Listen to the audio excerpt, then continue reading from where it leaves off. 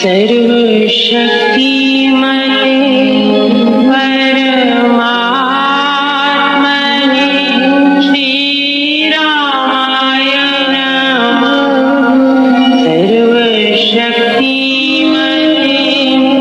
परमात्मने श्रीरामाय नमः। सर्वशक्तिमते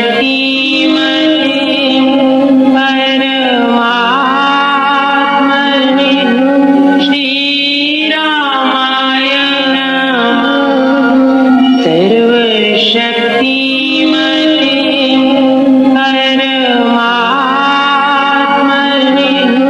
श्रीरामाय नमः। सर्वशक्तिमते परमात्मने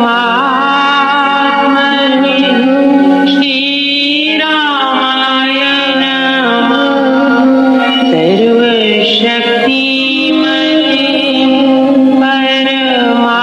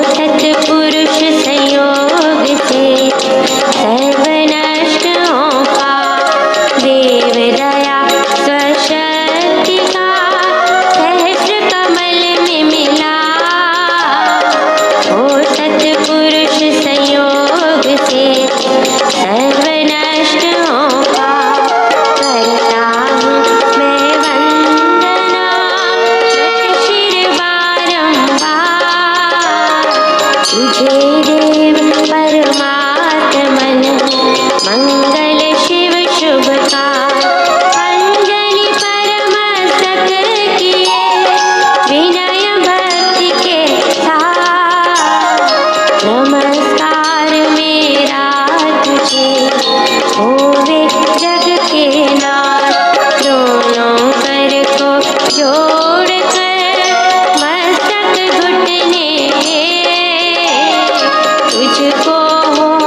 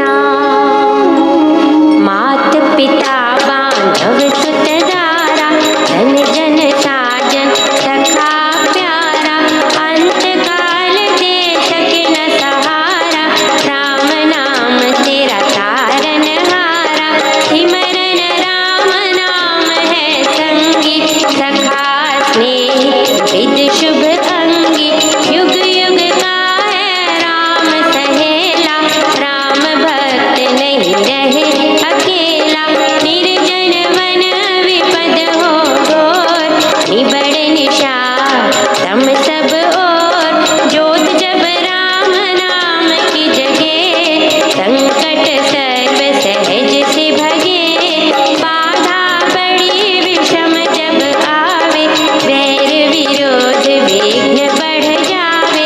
राम नाम जपिए सुखदाता, सच्चा साथी जो हित कर त्राता। मन जब धैर्य को नहीं पावे, चिंता चित्त को दूर बनावे। राम नाम जप चिंता चूरक,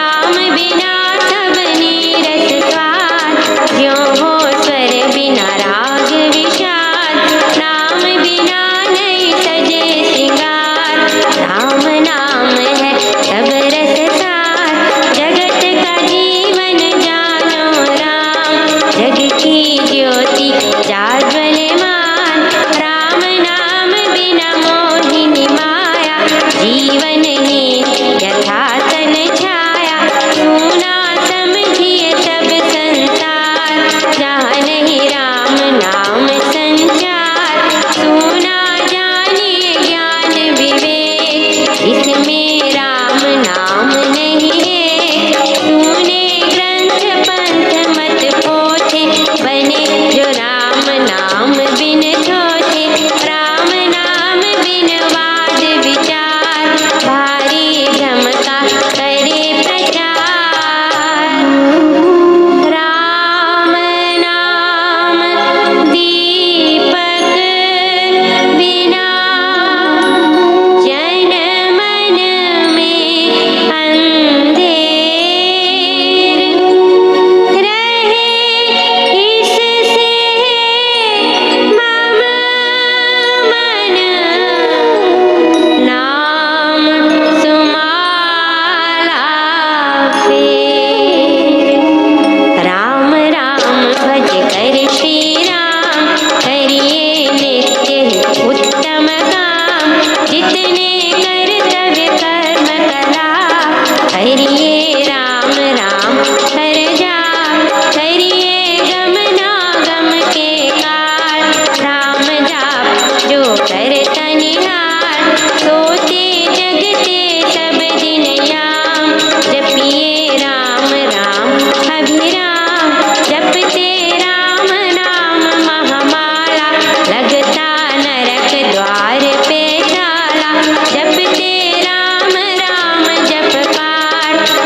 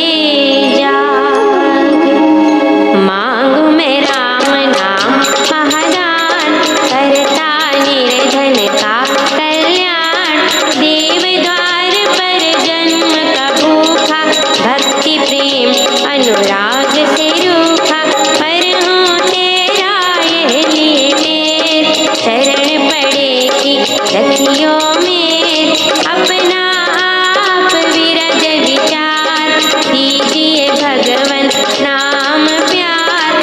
राम नाम ने वे भी तारे जो थे अधर्मी अधम हत्यारे। कपटी कुटिल कुकर्मी अनेक कर गए राम नाम ले। तर गए धृति धारणाहीन धर्म कर्म में जन अति दीन।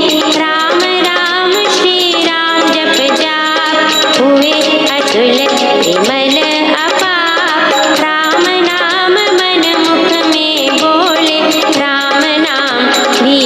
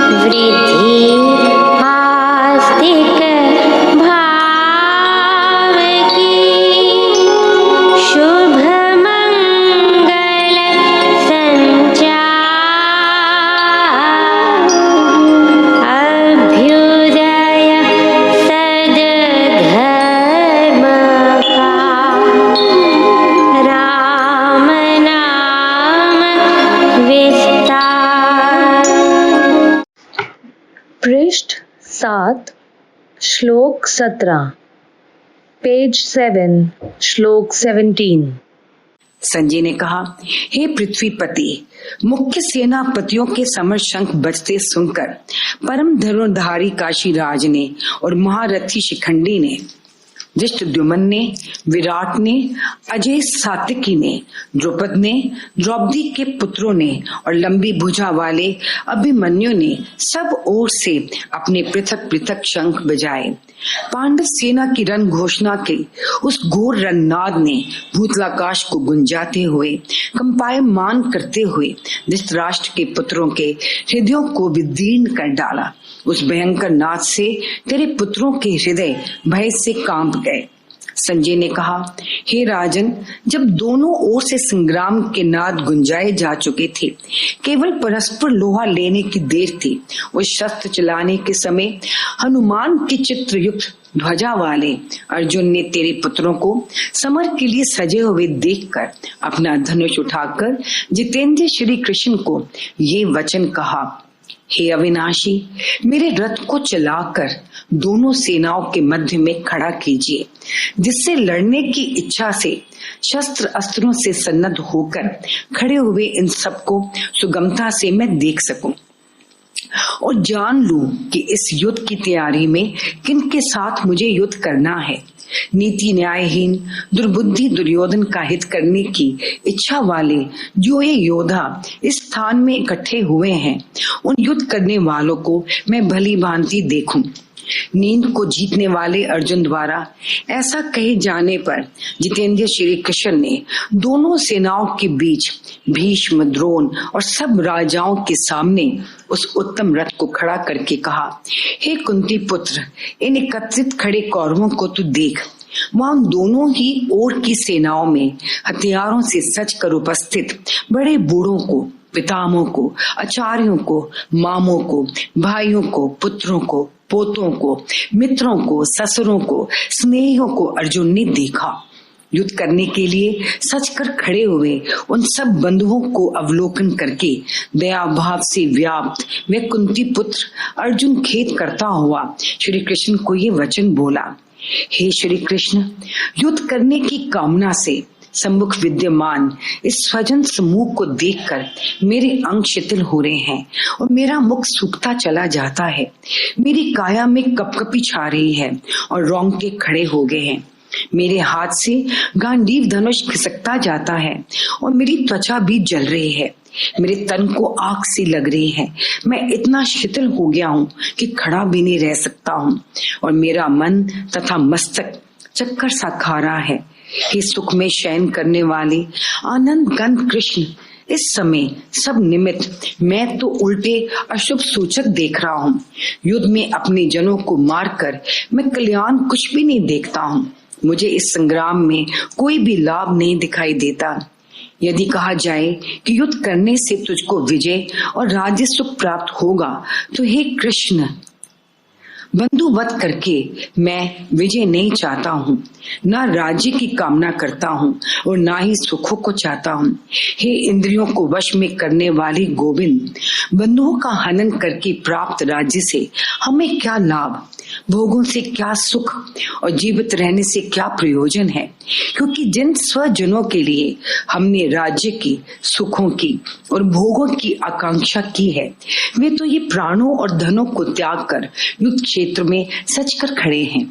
जिनमें हमारे आचार्य हैं, पिता समान पूज्य जन हैं, पुत्र हैं, पितामह हैं, मामे हैं, ससुर हैं, पौत्र हैं, साले हैं और अन्य अनेक सगे संबंधी हैं। हे मधु नामक असुर का हनन करने वाले श्री कृष्ण, ऐसे समीपी बंधुओं द्वारा मैं मारे जाने पर भी इनको मारना नहीं चाहता। इस हस्तिनापुर की भूमि के लिए तो क्या, त्रिलोकी के राज्य के लिए भी मैं इनके हनन करने की इच्छा नहीं करता। हे दुष्ट जन नाशक श्री कृष्ण, धृतराष्ट्र के पुत्रों को हनन करके हमको कौन प्रसन्नता मिलेगी। प्रत्युत इन अत्याचारी आतताइयों को मारकर हमको पाप ही लगेगा। इससे हम पाप कर्म के ही भागी बनेंगे। हे माधव, अपने बंधुओं धृतराष्ट्र के पुत्रों को हमें मारना नहीं चाहिए। निश्चय से स्वजनों को मारकर हम कैसे सुखी हो सकते हैं? यदि ये कहा जाए कि ऐसा विचार उनमें नहीं है, तो मैं कहूंगा कि यदि लोभ से नष्ट चित्त वाले ये कुल नाश करने के दोष को और मित्र द्रोह के पातक को नहीं देखते हैं, तो हे जनार्दन, कुल क्षय करने के दोष को देखते हुए इस पाप कर्म से हटने के, बचे रहने के उपाय को हमें कैसे नहीं जानना चाहिए? हे महाराज, कुल नाश हो जाने पर परंपरा से चले आते शिष्टाचार, सदाचार, रीति नीति, मान मर्यादा आदि सब सनातन कुल धर्म, कुल के सुचरित्र सुकर्म नष्ट भ्रष्ट हो जाते हैं। कुल के धर्मों के नाश हो जाने से सारे वंश को पाप अधर्म दबा लेता है। आचार के ना रहने से कुल में पापाचार बढ़ जाता है। हे विष्णु वंशज कुल सपूत श्री कृष्ण, अधर्म के बढ़ जाने से कुल की स्त्रियां दूषित हो जाती हैं, उनमें नियम मर्यादा भंग हो जाती है।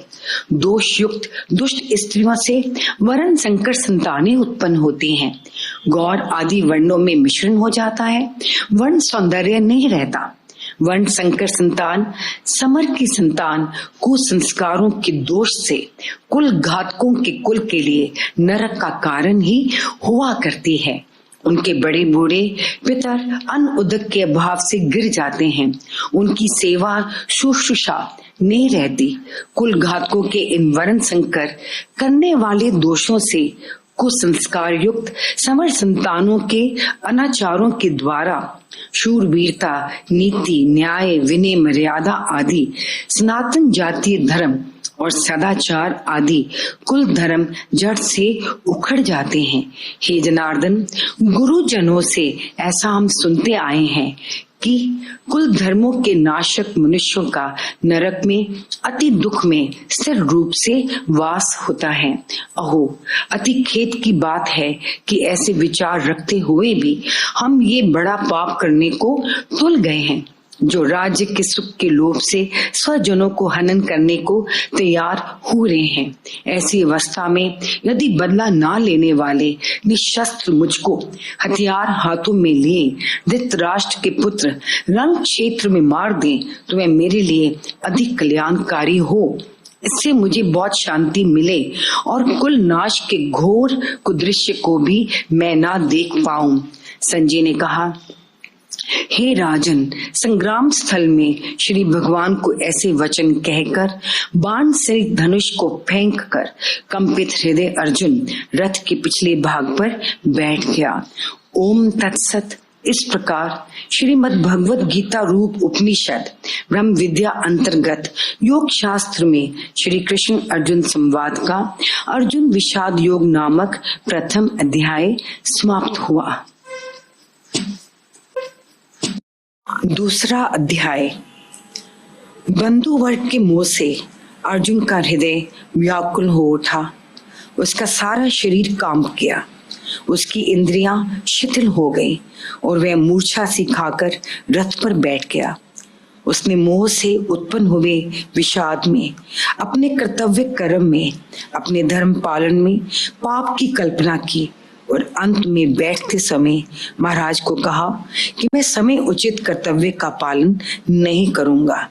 संजय ने कहा, हे धृतराष्ट्र, इस प्रकार करुणा से, बंधुओं के मोह से उत्पन्न हुई दीनता से व्याप्त, आंसुओं से डबडबाती हुई आंखों वाले उस दुखित होते हुए अर्जुन को भगवान मधुसूदन ने ये वचन कहा, हे अर्जुन, ऐसे विषम समय में जबकि न्याय और कर्तव्य पालन के अतिरिक्त अन्य कोई भी मार्ग नहीं रहा, संग्राम की सारी सुसज्जा हो चुकी है और अंतिम निर्णय करना अनिवार्य हो गया है। तुझमें बंधुओं के मोह का ये पाप कहाँ से आ गया है?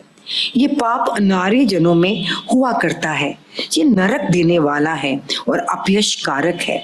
श्री महाराज ने अर्जुन को बलाढ्य वचनों में बताया कि तेरा मोह तथा कर्तव्य कर्म पालन करने से विमुख होना धर्म नहीं किंतु अधर्म है, पाप है आर्यों में मोह और कायरता का पाप नहीं होता।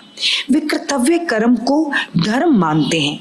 ये तेरा पाप अनार्य कर्म है और तेरी जाति के कर्मों से विपरीत है।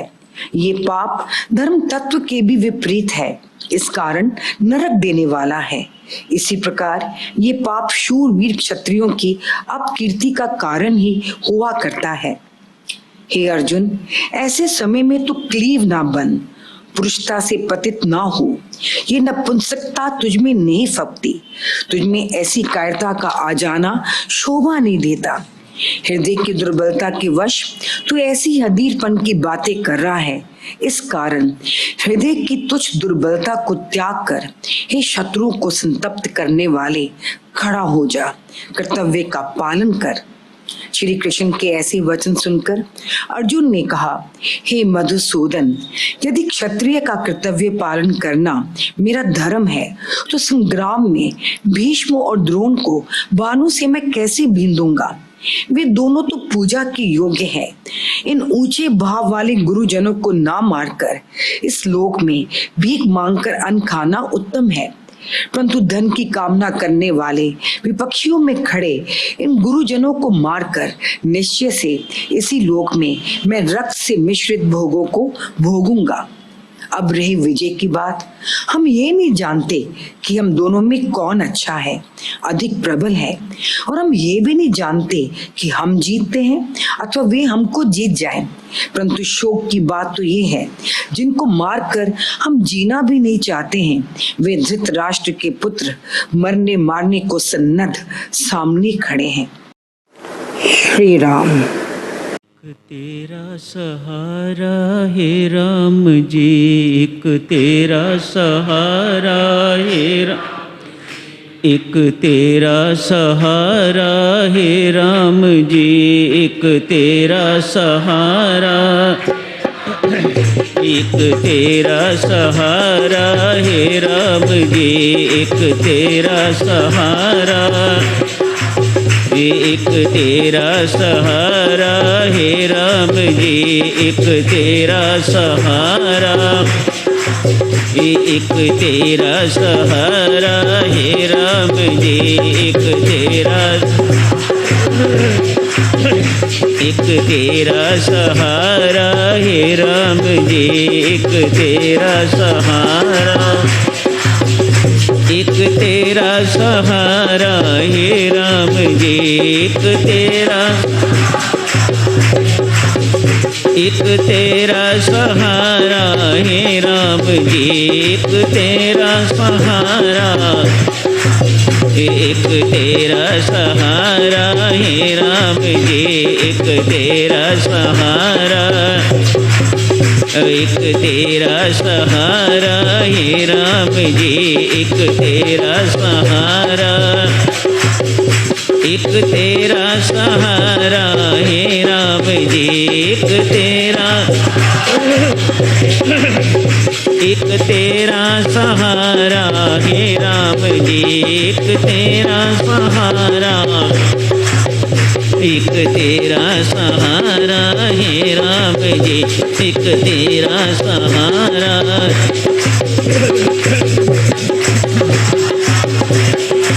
एक तेरा सहारा हे राम जी, एक तेरा सहारा, एक तेरा सहारा हे राम जी, एक तेरा सहारा, एक तेरा सहारा हे राम जी, एक तेरा सहारा हे राम जी, एक तेरा सहारा हे राम जी, एक तेरा सहारा हे राम जी, एक तेरा सहारा हे राम जी, एक तेरा सहारा हे राम जी, एक तेरा सहारा हे राम, एक तेरा सहारा हे राम जी, एक तेरा सहारा हे राम, एक तेरा सहारा हे राम जी, एक तेरा सहारा हे राम जी, एक तेरा सहारा,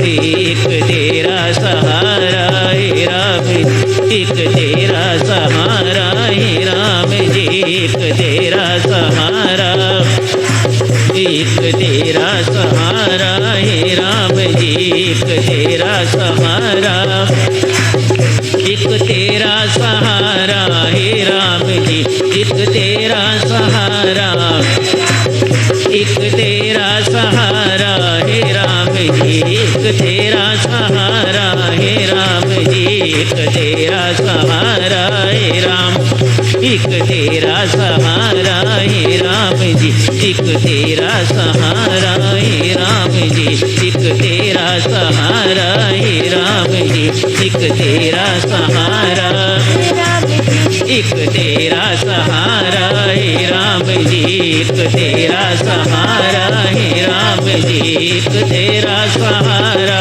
हे राम जी, एक तेरा सहारा, एक तेरा सहारा हे राम जी, एक तेरा सहारा हे राम, एक तेरा सहारा हे राम जी, एक तेरा सहारा हे राम जी, एक तेरा सहारा हे राम जी, एक तेरा सहारा हे राम जी, एक तेरा सहारा, एक तेरा सहारा हे राम जी, एक तेरा सहारा हे राम जी, एक तेरा सहारा हे राम जी, एक तेरा सहारा हे राम जी, एक तेरा सहारा हे राम जी, एक तेरा सहारा हे राम जी, एक तेरा सहारा हे राम जी, एक तेरा सहारा हे राम जी, एक तेरा सहारा हे राम जी, एक तेरा सहारा हे राम जी, एक तेरा सहारा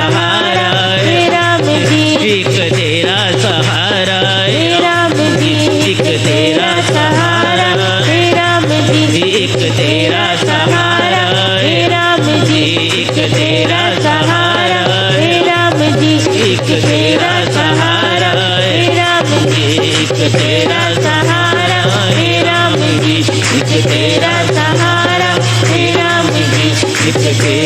सहारा हे राम जी, एक तेरा सहारा हे राम जी, एक तेरा सहारा हे राम जी, एक तेरा सहारा हे राम जी, एक तेरा सहारा हे राम जी।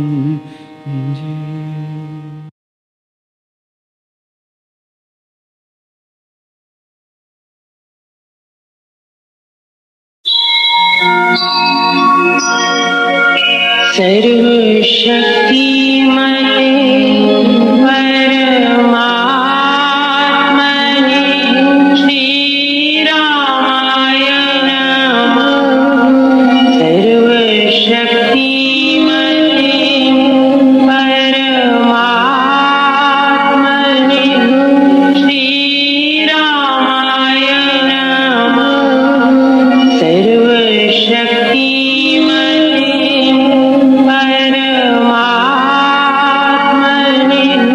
श्रीरामाय नमः।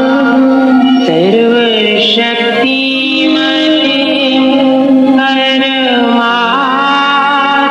परमात्मने श्रीरामाय नमः। सर्वशक्तिमते परमात्मने श्रीरामाय नमः। सर्वशक्तिमते परमात्मने श्रीरामाय नमः। सर्वशक्तिमते